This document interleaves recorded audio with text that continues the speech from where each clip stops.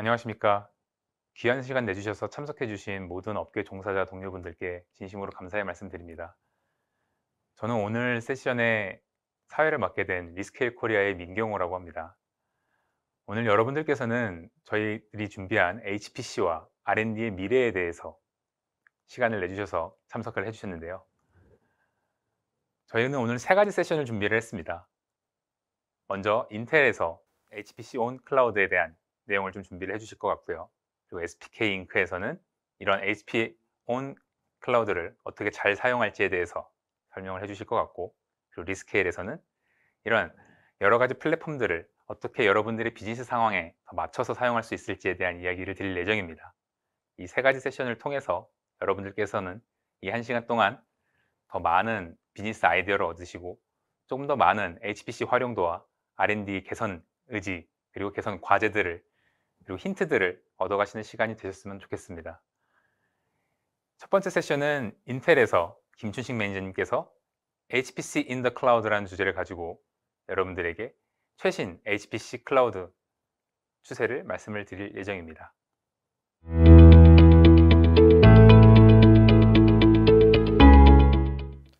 안녕하세요. HPC in the Cloud에 대해 말씀드릴 인텔의 김춘식이라고 합니다.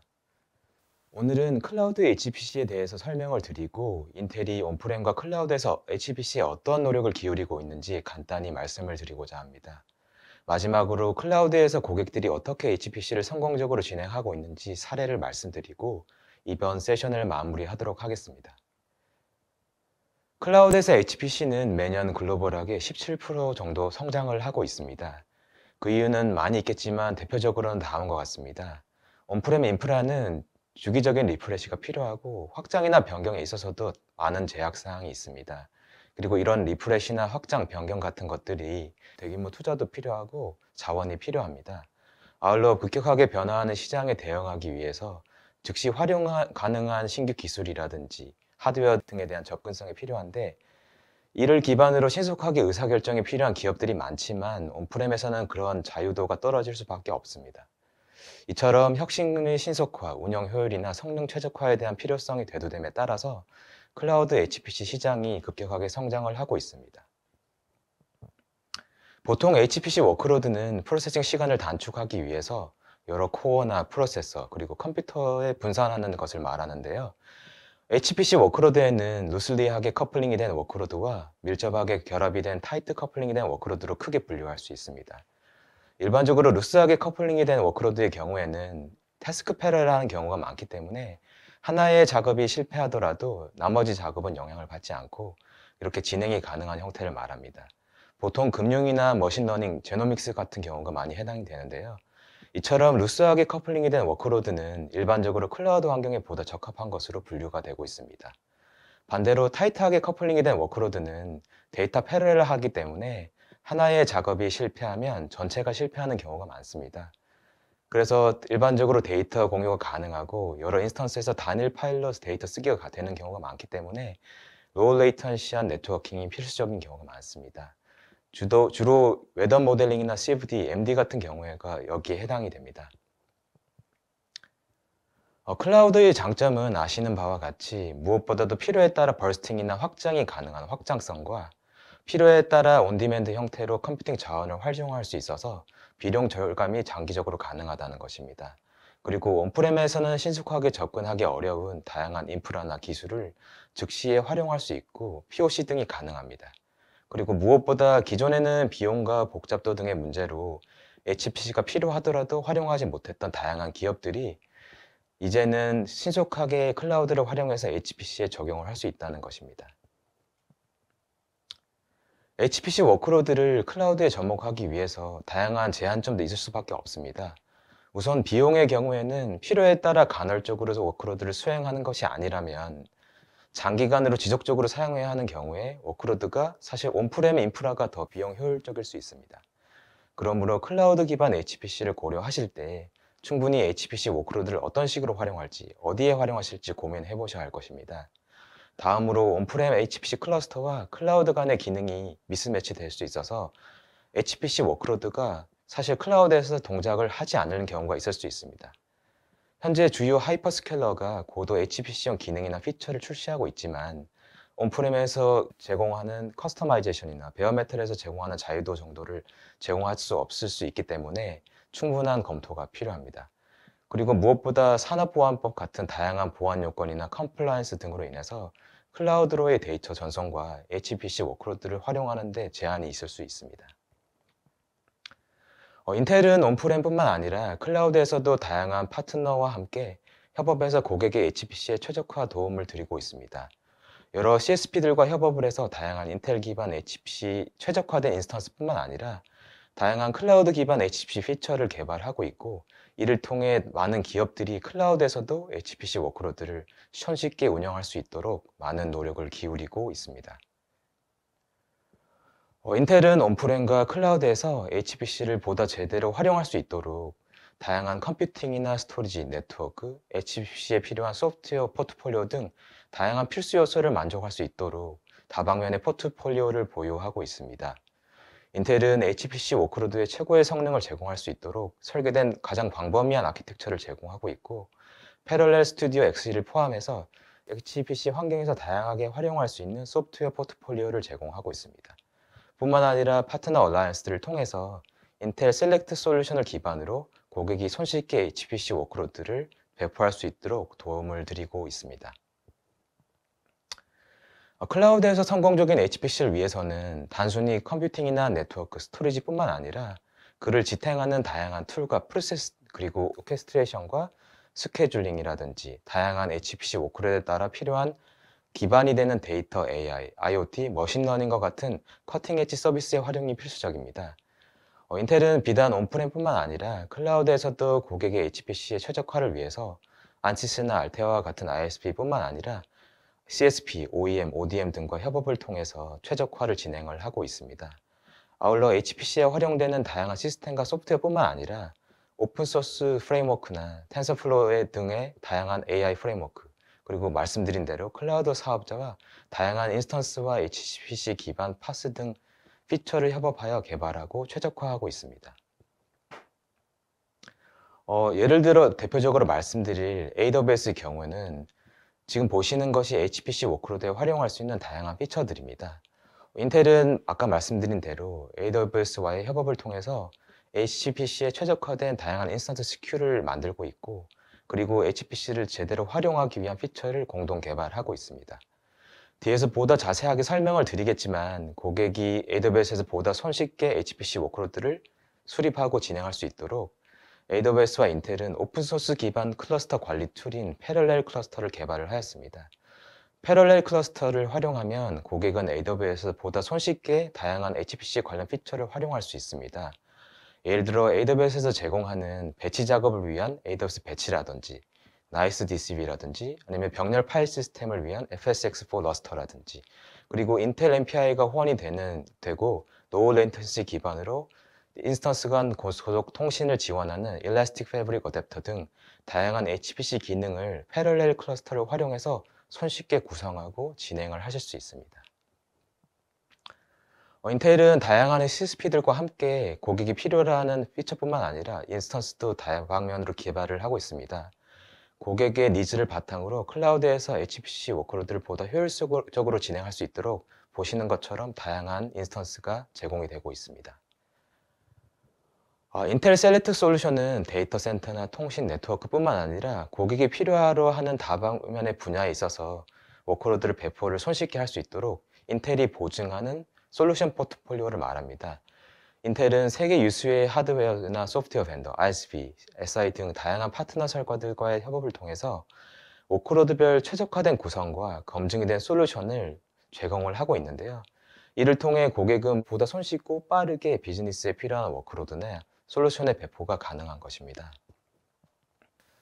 인텔 셀렉트 솔루션인 패럴렐 클러스터를 활용하면 고객들은 AWS에서 HPC 작업을 보다 손쉽게 활용할 수 있는데요. 이를 통해 다양한 AWS 자원들을 프로비전하고 관리를 할 수 있습니다. 패럴렐 클러스터의 장점은 우선 일단 무료이고, 실제로 패럴렐 클러스터를 활용해서 구성하는 AWS 자원에 대한 비용만 지불을 하시면 됩니다. 그리고 HPC 클러스터를 관리하고 작업하는 데 소요되는 매뉴얼한 작업들을 할 필요가 없어서 시간 절약이 가능하고, 반복적인 작업을 손쉽게 이제 반복하실 수 있습니다. 그리고 리얼타임으로 온디맨드 형태로 HPC 작업에 필요한 리소스를 다이나믹하게 스케일 인하우스를 할 수 있습니다. 아울러 일라스틱 패브릭 어댑터 등을 활용해서 로우 레이턴시나 로우 지터하게 인스턴스 간 통신이 필요한 경우에 활용하실 수 있고, 병렬 파일 시스템인 러스터를 활용해서 높은 대역폭에서 로우 레이턴시 기반으로 대규모 HPC 작업 처리가 가능한 것입니다. 전통적인 방식의 HPC는 보시는 바와 같이 사용하는 워크로드나 유즈 케이스에 따라서 소프트웨어와 하드웨어 그리고 여러 시나리오에 따른 많은 고민이 필요합니다. 이런 전 작업들이 많은 시간이 걸릴 수밖에 없는데요. 인텔 셀렉트 솔루션인 AWS 패러렐 클러스터를 활용하시면 고객들은 프리디파인된 세팅과 시뮬레이션과 모델 워크로드에 최적화된 튜닝이 검증된 솔루션을 활용해서 손쉽게 HPC 워크로드를 클라우드에서 수행을 하실 수 있는 것입니다. 아울러 패러렐 클러스터는 여러 버티컬에서도 활용이 가능합니다. 생명과학이나 금융, 기후 등 다양한 인더스트리에서도 활용이 가능하고, 아까 말씀드린 대로 타이트하게 커플링된 워크로드뿐만 아니라 루스 커플링된 워크로드, 그리고 AI, ML 등에서도 다양하게 활용하실 수 있습니다. 이렇게 기업은 인텔이 검증하고 보장하는 HPC에 최적화된 솔루션을 활용하고, 그리고 동시에 AWS가 제공하는 온디맨드 형태의 컴퓨팅 자원과 스케일러빌리티 그리고 사용 용이성이라는 장점을 유기적으로 활용하여 클라우드에서의 HPC 도입을 보다 신속하고 효율적으로 진행을 하실 수 있습니다. 몇 가지 패러렐 클러스터와 일라스틱 패브릭 어댑터를 활용한 사례에 대해서 말씀을 드리겠습니다. AWS에서 패러렐 클러스터를 활용해서 구성을 한 후에 EFA가 제공되는 CFN 노드와 같은 사이즈의 C5 노드를 활용해서 안시스 플루언트에서 F1 레이스카를 벤치마크한 데이터입니다. 보시다시피 3000코어에서 EFA를 활용하는 CFN 노드의 경우에 약 89%의 스케일링 효율을 보이는 것에 비해 EFA가 활용되지 못하는 C5 노드의 경우는 40%의 스케일링 이피션시만 보이고 있습니다. 다음으로 LS 다이나로 자동차 충돌 모델을 벤치마크한 데이터인데요. 앞서 보신 것과 같이 패러렐 클러스터를 활용해서 테스트 클러스터를 구성하였고, 약 14개의 노드에 512개 코어에서 C5N 노드에서 CFA를 활용했을 때와 그리고 같은 타입의 C5N에서 EFA를 활용하지 않았을 때 약 25% 정도의 시간 절감이 가능하신 걸 아실 수 있습니다. 그리고 마지막으로 오픈폼 CFD 기반으로 2,800만 셀이 있는 오토바이 모델이 테스트에 사용되었습니다. 보시다시피 EFA에 활용한 CFN 인스턴스, C5N 인스턴스에서는 확연하게 성능이 개선되는 것을 확인할 수 있고, C5나 C5A 인스턴스에서는 EFA가 제공되지 못하기 때문에 네트워크 밴드위스의 제한으로 인해 스케일링이 어려운 것을 알 수 있습니다. 몇 가지 고객 사례를 말씀을 드릴 건데요. 먼저 첫 번째로 말씀드릴 경우는 메타바이오타라는 기업입니다. 메타바이오타는 샌프란시스코에 위치한 질병 연구에 특화된 스타트업입니다. 이 기업은 회사의 전염병 모델 라이브러리를 개발하기 위해서 대규모 확률론적 시뮬레이션 모델을 실행하고 다양한 전염병 데이터 카탈로그를 테스트를 해야 했습니다. 그래서 예를 들어 인플루엔자 카탈로그를 테스트하기 위해서 일주일에 수천만 건의 시뮬레이션을 실행해야 했는데요. 메타바이오타는 처음에는 HPC 환경을 직접 원프레임에 구성을 하고 클러스터라든지 커스텀한 코드나 모델링을 직접 관리하려고 했습니다. 하지만 이런 식으로 온프레임 인프라를 관리하다 보니까 기업의 데이터 사이언스 팀이 연구나 모델링의 시간을 활용하기보다는 실질적으로 수백만 건의 시뮬레이션을 실행하는 동안에 발생한 오류나 원인을 찾아내는 데 시간을 더 허비하게 되었습니다. 이를 해결하기 위해서 이 기업은 리스케일이라고 하는 HPC as a Service를 기반으로 HPC를 도입하게 되었습니다. 리스케일을 활용해서 메타바이오타 데이터 사이언스 팀은 인프라 조달이나 관리보다는 데이터 및 시뮬레이션 모델링에 보다 집중해서 분석 시간을 줄일 수 있었고, 또한 EC2 스팟 인스턴스를 활용해서 온디맨드 형태의 시뮬레이션을 실행하여 상당한 비용 절감 효과를 얻을 수 있었다고 합니다. 다음으로 QBIC는 독일 튜빙겐 대학교에 위치하고 있는 전 세계 여러 조직의 제노믹스 연구를 지원을 하고 있습니다. 여기서 연구원들은 더 많은 데이터를 손쉽게 분석을 하고 신속하게 연구를 완료할 수 있도록 온프렘에서보다 더 큰 컴퓨팅과 버스팅 케이퍼빌리티를 필요로 하는 클라우드를 눈여겨보았습니다. 그래서 여기서는 인텔 프로세서 기반의 EC2 인스턴스와 AWS 배치를 활용해서 넥스트플로우 배치 작업을 자동화하고 EC2 스팟 인스턴스를 활용해서 분석 비용을 절감하였습니다. 이를 통해 제노믹스 연구 시간 또한 50% 정도 단축을 할 수 있었다고 합니다. 마이크로 사이즈믹은 오일 앤 가스 고객들에게 석유 생산을 최적화하기 위해서 필요한 방대한 양의 분산 데이터를 분석하고 모니터링합니다. 이런 분석 작업을 보다 효과적이고 신속하게 진행하기 위해서 클라우드에서 HPC 워크로드를 올리기로 하였습니다. 이 기업은 앞서 말씀드린 AWS 패럴렐 클러스터와 러스터 파일 시스템을 활용하고 아울러 EC2 C5D 인스턴스의 AVX 512 가속 기능을 활용해서 기존에 하루가 걸리던 분석 작업을 단 30분 이내로 축소할 수 있었다고 합니다. 마지막으로 간단히 세션 내용을 요약하고 이 자리를 마치고자 합니다. HPC 클라우드는 제품 개발과 연구의 경제성을 변하고 있고 이로 인해서 현재 온프렘에 비해서 약 2배 이상의 속도로 시장이 커지고 있습니다. 그로 인해 많은 CSP나 MSP, SI 등이 클라우드에서 HPC를 어떤 식으로 활용해서 기업의 레베뉴를 확장할 수 있는지 많은 고민을 하고 있습니다. HPC 클라우드는 현재 몇 가지 한계점이 분명히 있음에도 불구하고 온프렘과 클라우드를 하이브리드 형태로 HPC를 활용하기 위해서 많은 기업들이 도입을 고려하고 있고 도입을 하고 있습니다. 이를 통해 기업은 TCO 절감이나 혁신적인 기술을 시도하고 이를 바탕으로 신규 사업이나 가치 창출 시간을 단축하고 있습니다. 마지막으로 강조드리고 싶은 사항은 인텔은 비단 온프렘뿐만 아니라 클라우드에서도 여러 파트너 에코와의 노력을 통해서 기업에게 가치 제공을 위해 많은 노력을 하고 있습니다. 이를 통해 기업은 비용 최적화나 TCO 절감, ROI뿐만 아니라 타임 투 마켓을 최소화하고 이를 기반으로 신속하게 사업을 확장하고 신속하게 보다 넓은 시장으로 확장할 수 있도록 많은 도움을 드리고 있다는 것을 강조드리고 싶습니다. 이상으로 오늘 발표를 마치겠습니다. 귀한 시간 내어주셔서 다시 한번 감사드립니다.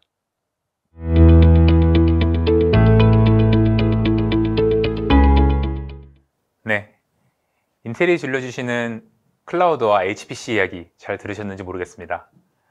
정말로 이제는 상면과 온프레미즈의 한계를 뛰어넘어서 이제 클라우드 시대에서도 HPC가 점점점 가까이 다가오고 있는 것 같습니다.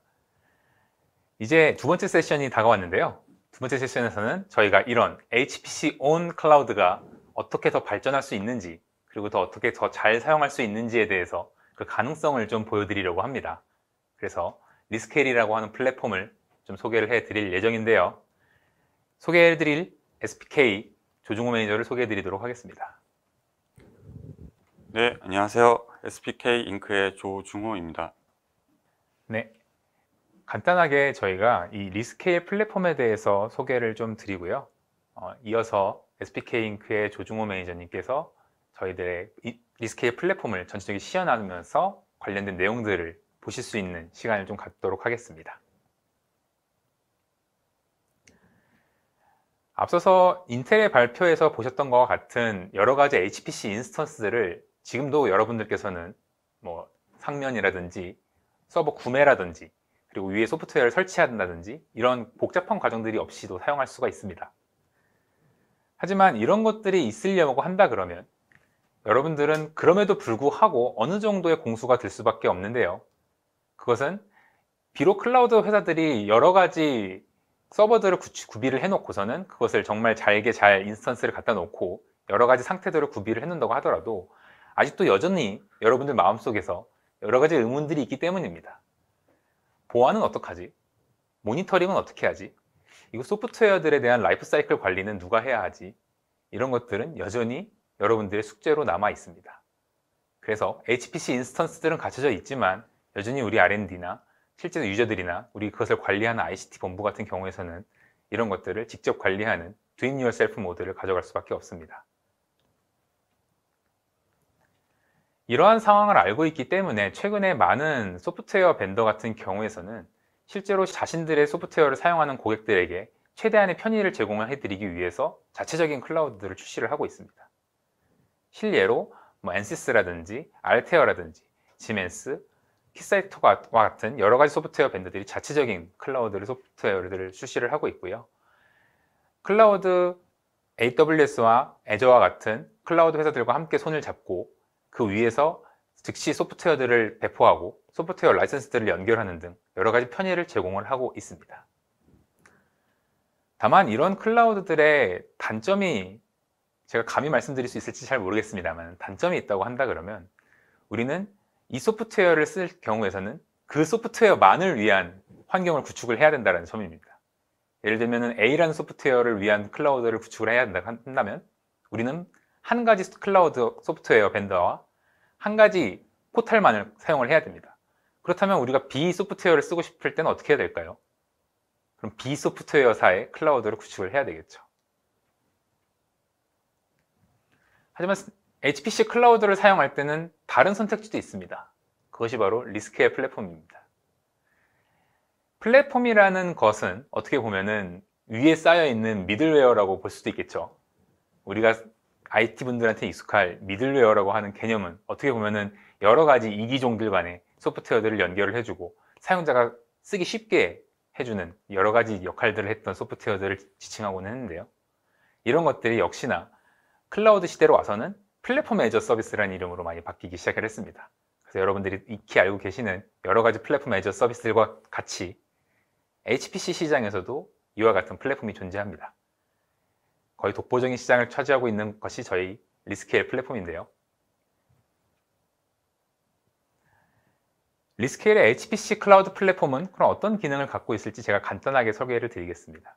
HPC 플랫폼은 고객분들께서 들어오셔서 말 그대로 소프트웨어 이미지를 선택하고 내가 원하는 하드웨어 이미지를 선택을 하면 그것에 대한 원하는 환경을 즉시 제공하는 아주 간단한 기능을 가지고 있습니다.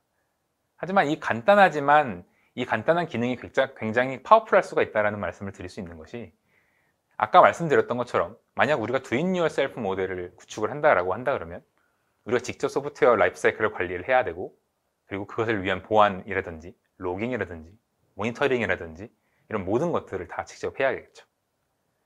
아니라면 직접 소프트웨어들의 클라우드들을 쓸 수도 있습니다. 근데 그럴 경우에서는 역시나 뭔가 특정한 클라우드사에 락인이 된다든지 여러 소프트웨어 회사들의 클라우드를 사용했을 때 발생할 수 있는 관리 포인트의 다변화 문제들이 발생할 수 있습니다. 하지만 리스케일 같은 경우에서는 여러 소프트웨어들을 여러 클라우드에서 사용할 수 있는 중간 플랫폼이기 때문에 그런 문제들을 해소할 수 있다는 장점이 있습니다. 제가 이런 내용들을 조금 더 상세한 관점에서, 좀 더 비즈니스 관점에서 아마 세 번째 세션에서 소개를 해드릴 거고요. 두 번째 세션에서는 SPK 잉크 조중호 매니저님께서 저희들의 플랫폼에 대한 상세한 내용들을 뒤쪽에서 좀 설명을 해 주실 예정입니다. 안녕하세요. 리스케일 파트너사 SPK 잉크의 조중호라고 합니다.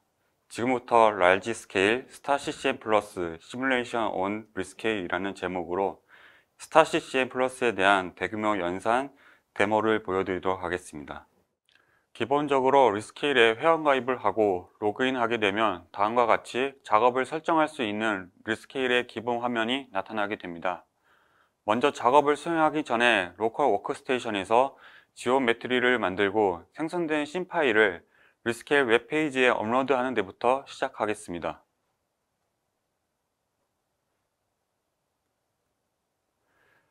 일반적으로 사용자분들은 로컬 워크스테이션에서 지오메트리를 생성하게 됩니다. 지금 보여드리고 있는 자료는 르망5에 대한 지오메트리인데 로컬 워크스테이션에서 다음과 같은 지오메트리의 메쉬로 시뮬레이션을 수행해야 한다면 굉장히 오랜 시간이 걸리거나 리소스 부족으로 시뮬레이션을 수행할 수 없게 되기도 합니다. 그래서 이번 시간에는 로컬 워크스테이션에서 CAD를 통해 생성된 지오메트리를 스타 CCM 플러스를 통해 기본적인 격자에 대한 사이즈 조정과 해석 조건을 설정하고 저장된 신 파일을 리스케일로 업로드하여 메시 작업 및 시뮬레이션을 수행해 보겠습니다.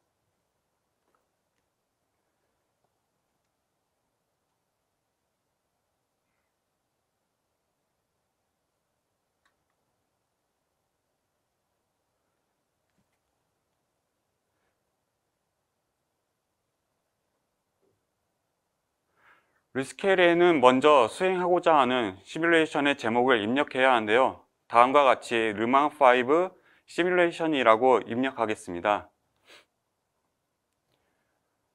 인풋 파일은 클라우드 스토리지에 저장된 파일을 업로드할 수 있고 또는 로컬 워크스테이션에서 만든 신 파일을 업로드할 수 있는데요.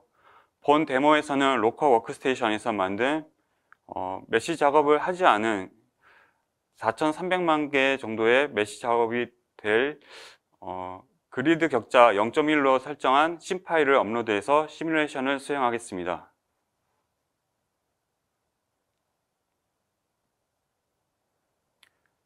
이 파일을 통해서 다음으로 진행하면 리스케일에서는 앞서 설명드린 대로 1000여 가지의 다양한 종류의 버전의 CA 솔루션들이 설치되어 있습니다. 이번 해석은 스타CCM 플러스를 수행할 것이기 때문에 스타CCM 플러스를 검색하여 선택한 다음에 15.02.009 더블 프리시즘 버전으로 수행하도록 하겠습니다. 이렇게 설정하게 되면 리스케일에서는 조금 전 업로드한 인풋 파일에 대하여 기본적인 배치 명령어를 제공하게 됩니다. 이번 해석은 메시 작업부터 수행하는 작업이기 때문에 이와 같이 배치 명령어에 메시 및 런이라고 해서 메시 작업이 끝난 다음에 서빙까지 수행할 수 있도록 명령어를 수정하겠습니다. 다음으로 리스케일에서는 고객이 보유하고 있는 다양한 라이선스를 직접 연결하여 사용할 수 있는데 본 데모에서는 POD 라이선스를 통해 해석을 진행하겠습니다.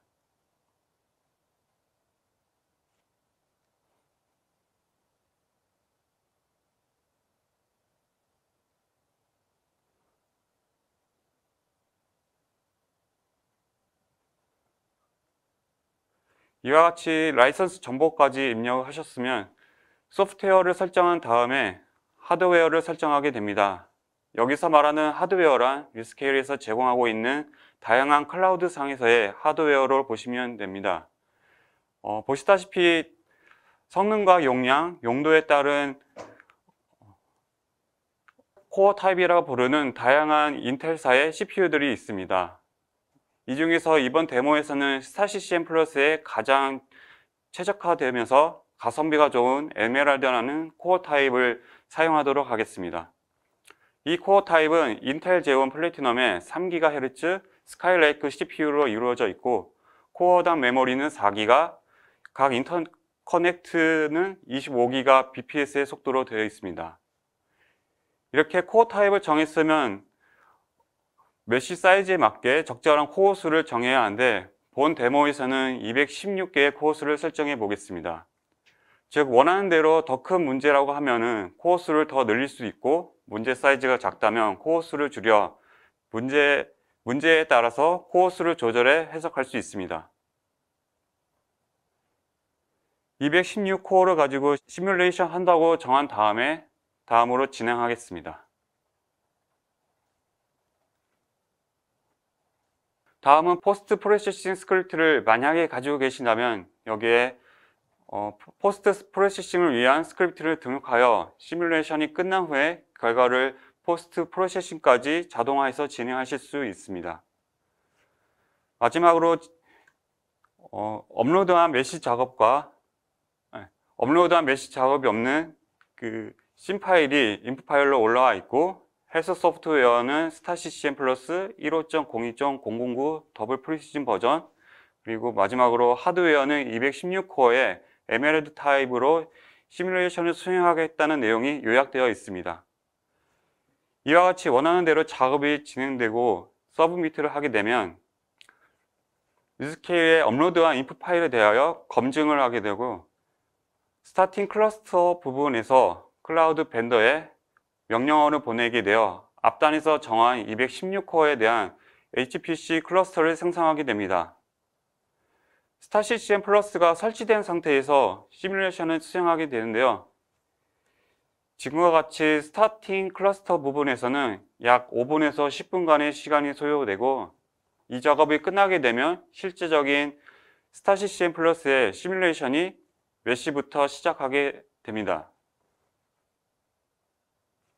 시간 관계상 제가 미리 수행해 놓은 다른 작업으로 이어서 설명드리도록 하겠습니다.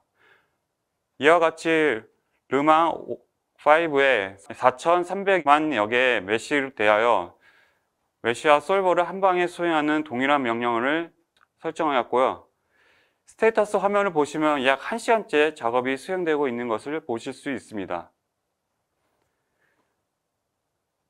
수행되고 있는 결과는 보시다시피 리스케일 환경에서 라이브 테일링을 통해 시뮬레이션이 진행되는 것을 실시간으로 살펴볼 수 있고, 필요하시다면 여기 클러스터에 로그인 하셔서 탑 명령어를 통해 실제로 스타CCM 플러스가 병렬 처리로 해석이 수행되고 있는 것을 확인하실 수 있습니다. 네, 지금까지 리스케일 데모 시연을 보여드렸습니다. 마지막으로 리스케일에서 보유하고 있는 다양한 하드웨어들이 있습니다. 하드웨어 종류를 광물 이름으로 차용하여 사용하고 있는데요. CPU 클럭과 메모리 용량, 인터커넥트 속도에 따라 비용이 조금씩 차이가 납니다. 그래서 가장 최적의 가성비를 낼 수 있는 하드웨어를 벤치마크 테스트를 통해 확인하실 수 있습니다.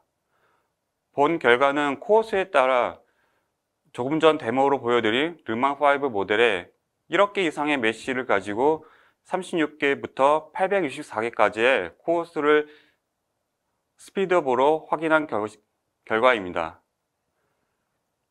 그래프 왼쪽에 나타난 것이 하루에 올릴 수 있는 인터랙션 수로 보시면 되는데, 다양한 코어 타입이 클럭에 따라 성능은 조금씩 차이가 날 수 있지만 코어 수가 늘어나도 스피드업이 굉장히 일정하게 상승함으로써 문제 사이즈에 따라 코어 수를 조절해 최적의 계산을 빨리 수행할 수 있다는 내용을 설명드릴 수 있습니다. 네, 지금까지 리스케일 데모 영상을 간단하게 보셨는데요. 이 데모 영상을 통해서 보시는 시청자들께서 최대한 많은 리스케일에 대한 이해를 좀 가지셨으면 좋을 것 같습니다. 제가 뒤이어서 아마 더 자세하게 이 리스케일 플랫폼을 어떻게 사용할지, 그리고 이 리스케일 플랫폼을 이용을 해서 어떻게 더 다양한 비즈니스 문제들을 풀어낼 수 있을지에 대해서 설명을 드릴 예정입니다. 감사합니다.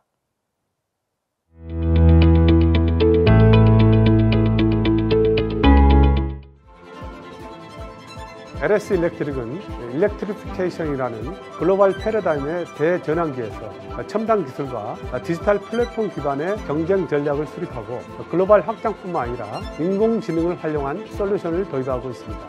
이를 기반으로 디지털 트윈을 실현하여 R&D 최적화와 제조 혁신을 이루고자 합니다.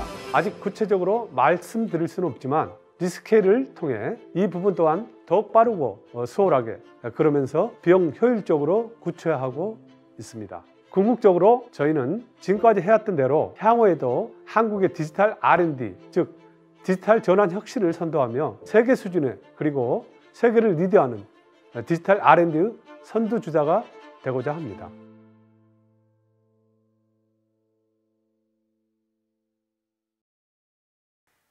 다시 한번 인사드립니다. 마지막 세션을 맡게 된 리스케일 코리아의 민경호입니다. 저는 마지막 세션으로 이제 디지털 R&D에 대한 이야기를 조금 드리고자 합니다. 아니, 근데 HPC 클라우드 플랫폼이라는 이야기를 앞서 40분 동안 여러 가지 이야기를 들려드렸는데 갑자기 R&D에 대한 이야기를 한다니 무슨 이야기일까 싶으시죠? 사실상 저희들의 HPC라고 하는 것은 굉장히 고연산 능력을 가진 컴퓨터를 의미를 합니다. 그런데 이 고연산 능력을 가진 컴퓨터를 가장 많이 사용하는 곳이 사실상은 기업에서는 R&D 영역이라고 말씀을 드릴 수가 있을 것 같습니다. 그래서 저는 이 짧은 시간을 통해서 저희 클라우드 플랫폼이 어떻게 좀 더 디지털 R&D, 이게 R&D 영역에서 어떻게 더 잘 사용될 수 있을까에 대한 이야기를 좀 드리려고 합니다. 그래서 앞서 발표들이 어떻게 이 HP 시장이 클라우드로 넘어왔는가, 그리고 그 HP를 어떻게 클라우드 상에서 잘 사용할 수 있을지에 대한 플랫폼이 등장했는가를 설명을 드렸다고 한다 그러면, 저는 그 플랫폼을 이용을 해서 어떻게 하면 우리들의 업무를, 그리고 우리들의 IT를, 우리들의 비즈니스를 더 잘 혁신할 수 있을까에 대한 이야기를 드리려고 합니다. 최근 R&D에 대한 투자는 계속 지속적으로 증가하고 있습니다. 우리나라 같은 경우에는 국가와 기업들이 굉장히 R&D 투자에 열성적인 모습을 보여주고 있습니다. 그러나 그것은 비단 우리나라만의 특징은 아닙니다. 전 세계적으로도 보시는 차트와 같이 에비타의 거의 30% 이상을 육박하는 비중을 R&D에 투자를 하고 있는 것이 있습니다. 자동차, 중공업, 그리고 여러 제조사들도 굉장히 많은 양의 비중의 R&D 투자를 감행을 하고 있습니다. 그러나 이런 것들에 비해서 우리들은 항상 이런 내용에 대한 의구심을 항상 경영진에서는 가지고 있습니다. 우리 R&D 투자가 제대로 되고 이루어지고 있는 것이 맞을까? 이러한 고민은 비단 우리 회사에서만 이루어지고 있는 문제는 아닙니다. 실제로 BCG에서 매년 전 세계에 있는 여러 임원들을 대상으로 조사하는 설문조사에 따르면 R&D와 이 세일즈 간의 연계 부족이 우리 회사의 혁신을 막는 요소다라고 말을 하는 게 전 인더스트리에 걸쳐서 31% 이상의 응답을 얻을 정도로 굉장히 이러한 연계 부족이라든지 R&D에 대한 의구심이 상당히 큰 영향을 미치고 있습니다. 이러한 말은 사실상은 BCG나 맥킨지와 같은 다수의 컨설팅이나 경영연구소들이 R&D가 결국에는 비즈니스를 더 영향을 미칠 수 있도록 긴밀하게 협조를 해라, 긴밀한 역할을 수행해라 라고 하는 말로 연결되기 마련인데요. 실제로 더 나아가서 포스코 경영연구소 같은 경우에서는 R&D가 리서치 앤 디벨롭먼트를 더 넘어서서 우리가 직접적으로 투자를 하고 우리가 직접적으로 여러 회사들과 커넥트하고 심지어는 애자일 방법론처럼 뭔가 실제로 상품을 런칭하는 단계까지 나가서 M&A를 해서 우리가 R&D 역할을 더 확장하라고 말을 하기도 합니다. 사실상 컨설턴트들이 어떤 회사에 와서 무언가를 말을 한다라고 하는 것들을 많은 분들께서 겪어보셨을 것 같습니다. 하지만 이런 경우는 보통 그 컨설턴트들은 모든 부서에 가서 똑같은 말들을 하죠. 하지만 우리 조직들은 유기적 존재이기 때문에 사실 컨설턴트들이 모든 조직에 가서 모든 유기적 조직들이 함께 움직여서 우리 조직을 개선해보자 라고 말을 하는 건 사실 당연한 이야기라고 볼 수 있습니다. 다만 이 모든 컨설턴트들이 R&D가 바뀌어서 우리 비즈니스에 조금 더 긍정적인 영향을 끼쳐야 된다라는 일관적인 메시지를 보낸다는 것은 우리가 어떻게 보면 조금은 귀담아 들어야 될 인사이트가 있다고 저는 생각을 합니다. 그런데 중요한 점이 하나가 있습니다. 도대체 어떻게 하냐라는 점이죠. 사실상 우리가 문제를 인식하는 것은 굉장히 쉬울 수 있습니다. 예를 들면 제가 살이 쪘다고 가정을 해보겠습니다.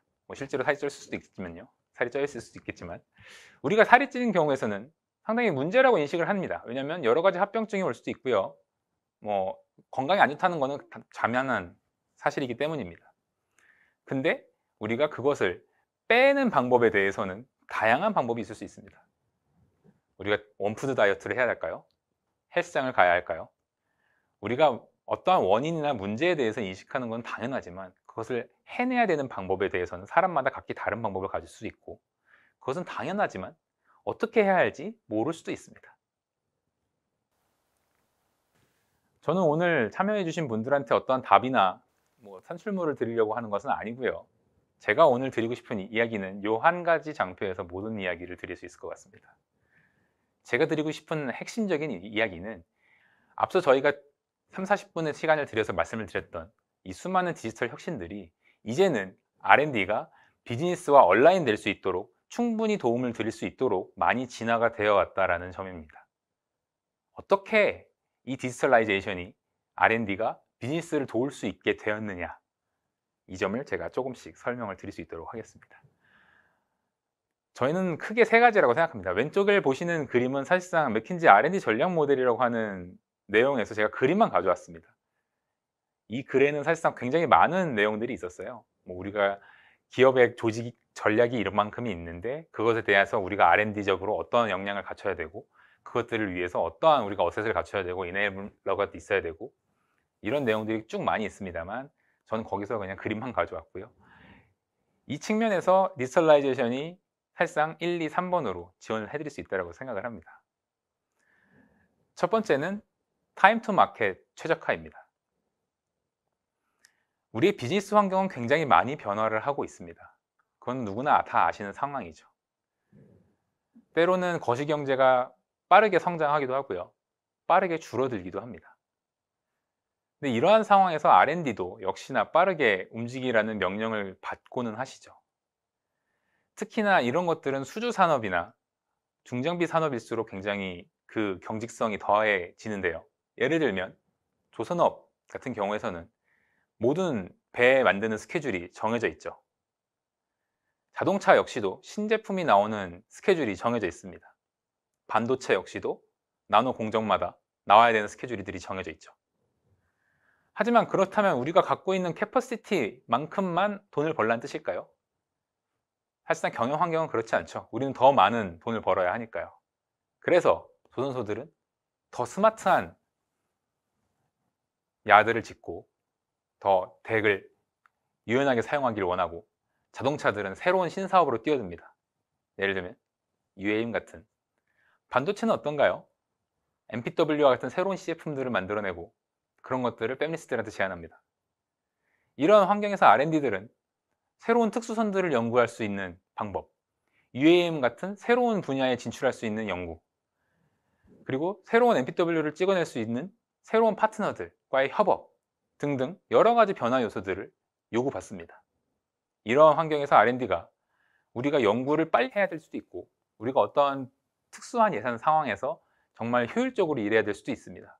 이러한 환경에 디지털은 이러한 모든 변화를 대응할 수 있는 상황에 와 있습니다. 두 번째는 관리의 효율입니다. 사실상 제가 앞서서 컨설팅에 관련된 이야기를 좀 드렸던 이유는 제가 이런 오퍼레이션 컨설팅을 좀 했었던 경험이 있기 때문입니다.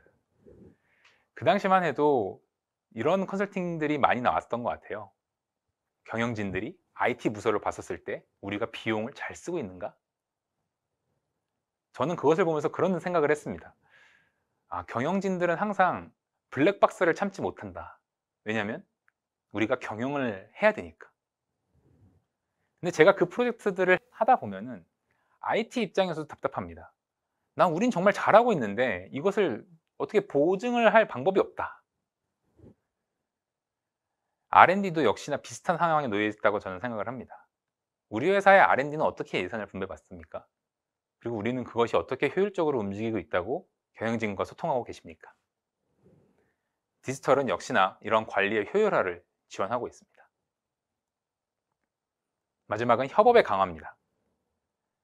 사실상 큰 조직이면 큰 조직일수록, 설사 작은 조직이라고 하더라도 여러 가지 회사들과 협업을 하고 있는 것이 우리 제조업, 한국의 제조업의 특징입니다. 우리 R&D는 여러 협력 업체들과 함께 일을 하고 있고요. 우리가 새로운 제품을 개발하고 개선했다고 해서 그것이 진짜로 시제품으로 나오지 않습니다. 우리가 만든 제품은 여러 협력 업체들에게 인풋이 될 수 있고요. 저희가 만들어낼 아웃풋은 어떤 선도 회사로부터 받아야 될 인풋이 필요한 그런 연구 과제가 있을 수도 있습니다. 때로는 보안 요건들이 요구가 될 수도 있고요. 이러한 협업이 필요한 상황에서 우리는 지금까지 굉장히 아날로그적인 방식으로 업무들을 해왔습니다. 어떻게 하면 우리가 보안을 잘 지킬까? 어떻게 하면 이 조금 더 효율적인 방법으로 일을 할 수 있을까라는 방법에서 메일을 사용하신다든지, 조금 더 물리적인 보안 방법을 채택하신다든지 이런 방식을 채택하셨습니다. 하지만 이제 디지털의 발전은 이러한 모든 요건들을 지원을 해드리고 있습니다.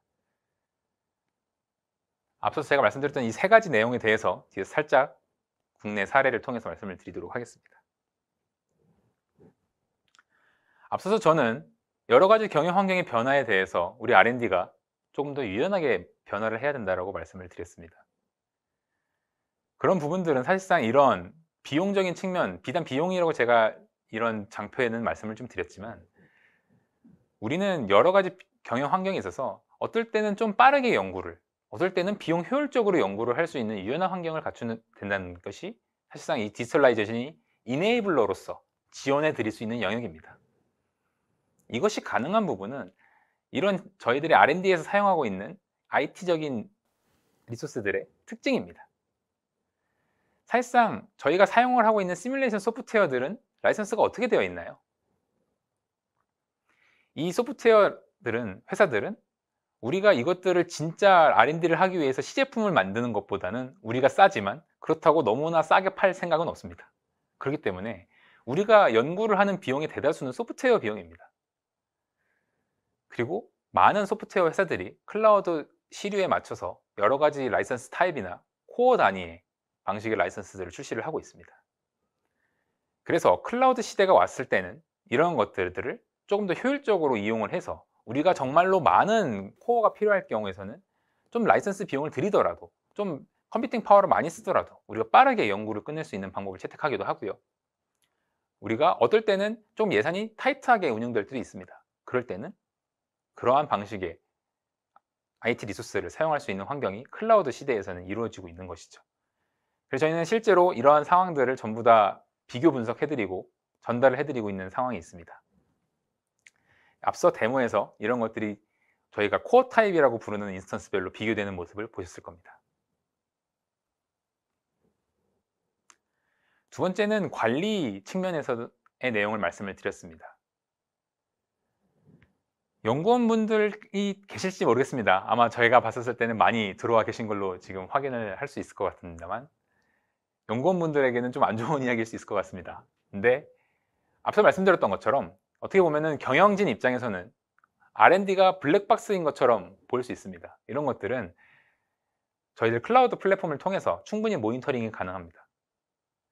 그래서 이 리스케일 플랫폼을 통해서 어떠한 소프트웨어를 누가 어떠한 잡을 통해서 이루어졌는지를 모두가 모니터링을 할 수가 있습니다.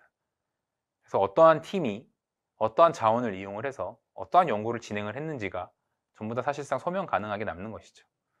IT분들이 계실지는 모르겠습니다만 IT는 이미 익숙한 체제라고 생각합니다. 왜냐하면 저희는 ITSM이 있지 않습니까?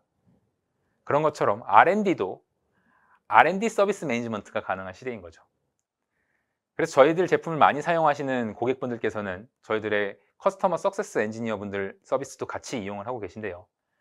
리스케일의 커스터머 석세스 엔지니어 분들은 이렇게 고객분들이 사용하실 때마다 관련한 리포트를 전달해 드리고 있습니다. 마지막은 협업에 대한 강화입니다. 앞서 말씀드렸던 것처럼 저희는 혼자 일하지 않습니다.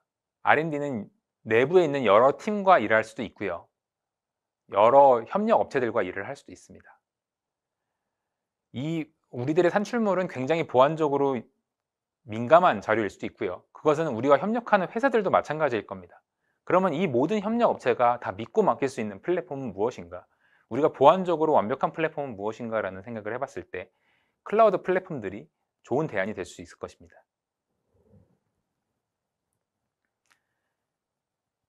특히나 전자회사라든지 도면을 같은 것들을 주로 공유하시는 그리고 여러 협력업체들과 일을 하시는 회사들이 실제로 저희 플랫폼을 이용을 해서 여러 가지 보안 요건을 맞춰 가시면서 업무들을 진행을 하고 계십니다. 앞서서 제가 비즈니스적으로, 관리적으로, 협업적으로 이런 디지털라이제이션이 여러분들의 R&D 업무들을 도와드린다고 말씀을 드렸습니다. 사실 이 뒤부터는 리스케일에 대한 소개가 조금 더 많습니다. 그래서 제가 말씀드린 메시지는 여기가 굉장히 많이 강조를 해주시면 좋을 것 같고요. 이러한 것들이 가능한 이유는 제가 다시 한번 또 설명을 드리게 됐습니다만 저희 플랫폼은 소프트웨어 이미지를 갖고 있고 원하시는 하드웨어 이미지를 선택하실 수가 있습니다. 간단한 컨셉이지만 이 간단한 컨셉이 앞서 말씀드렸던 세 가지 컨셉의 모든 내용들을 다 가능하게 만듭니다. 저희들은 사용자께서 원하시는 컴퓨팅 파워를 즉시 대령해 드리고 있고요. 그를 통해서 원하시는 타임 투 마켓을 이룰 수 있습니다. 그리고 저희는 이 플랫폼 안에 여러 가지 로깅과 모니터링 기능 등을 갖고 있기 때문에 고객이 어떤 소프트웨어를 선정하셨는지 어떤 하드웨어를 쓰셨는지 등등을 다 모니터링 할 수 있습니다. 마지막으로 저희는 단일 플랫폼이기 때문에 그 안에서 여러 사용자가 오셔서 사용할 수가 있습니다. 그런 기능들도 플랫폼이기 때문에 제공할 수가 있는 점입니다.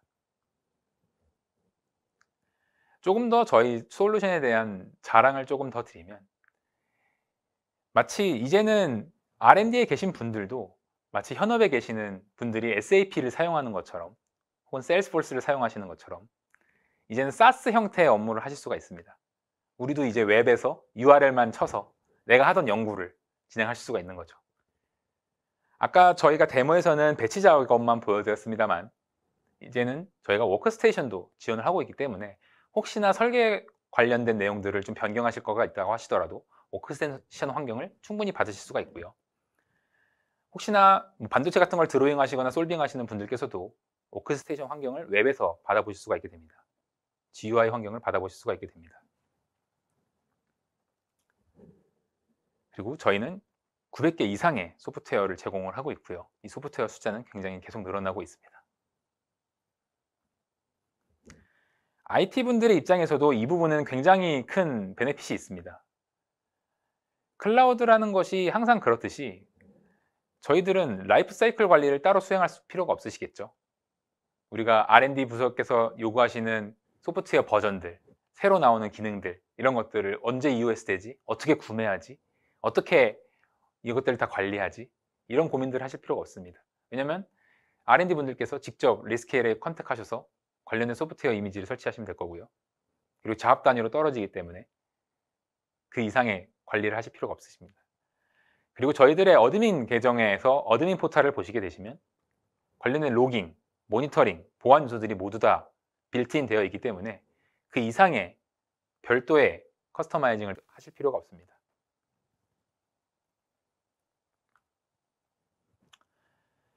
추가적으로 이런 고민을 하실 분들도 계실 것 같습니다. 아, 정말 좀 괜찮은 것 같다.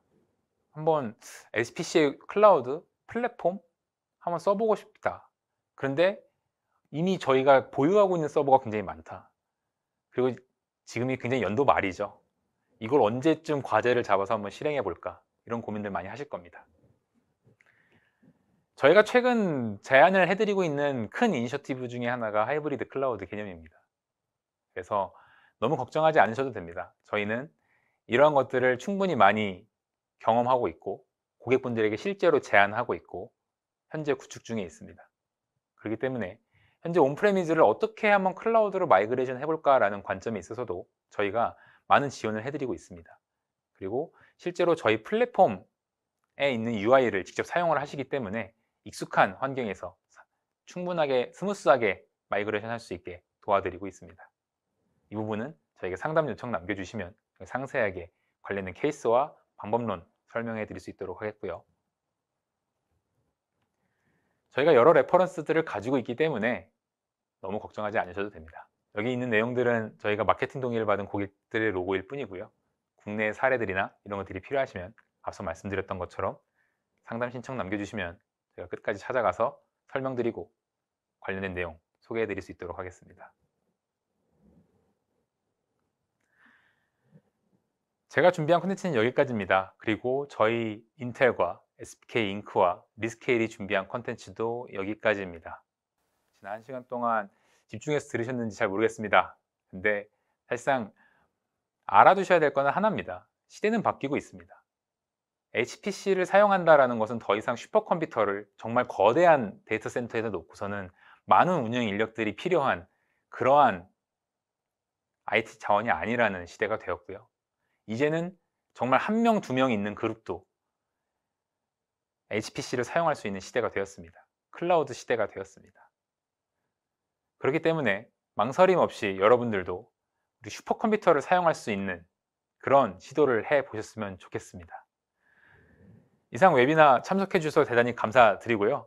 질문사항 있으시면 남겨주시면 저희가 남은 시간까지도 끝까지 추적해서 답변 드릴 수 있도록 하겠습니다. 오늘 귀한 시간 내주셔서 감사합니다.